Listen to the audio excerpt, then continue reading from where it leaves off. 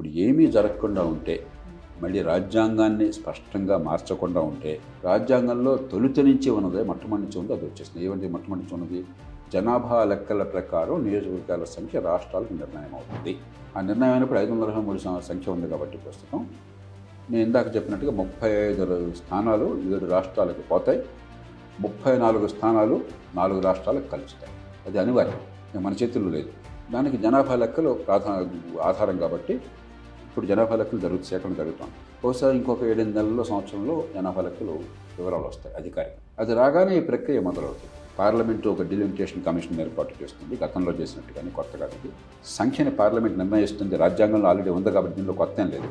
చట్టబద్ధంగా చేసే నిర్ణయం. దీనిలో ఒకళ్ళు మీరు నేను సొంతంగా కూర్చొని నిర్ణయం చేసే నిర్ణయం కాదు. జనాభాను బట్టి నిర్ణయం అవుతుంది. దాకా నేను చెప్పిన కొంచెం మార్గం అంటే 1-2 తేడాలు ఉండొచ్చు వచ్చింది జనాభా లెక్కల ప్రకారం.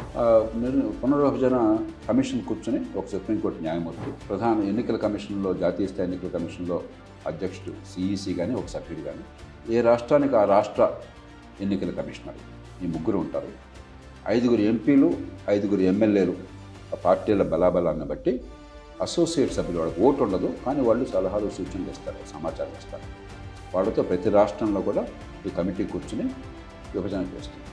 ఇక అది మన చేతుల్లో లేదు, అనివార్యం. లేదు అంటే మళ్ళీ పార్టీలన్నీ కలిసి ఒక ఏకాభిప్రాయానికి వచ్చి పార్లమెంట్లో 3/2 మెజారిటీ తగినటువంటి మద్దతుని సేకరించి మళ్ళీ పార్టీ సమావేశం పెట్టి మరి ఏ రూపంలో ఏకాభిప్రాయం వస్తుందో ఆ ఏకాభిప్రాయానికి అనుగుణంగా రాజ్యాంగ సవరణ ప్రతిపాదించి దాన్ని ఆమోదిస్తే అది అమలు. ఈ రెండే ప్రత్యామ్నాయాలు.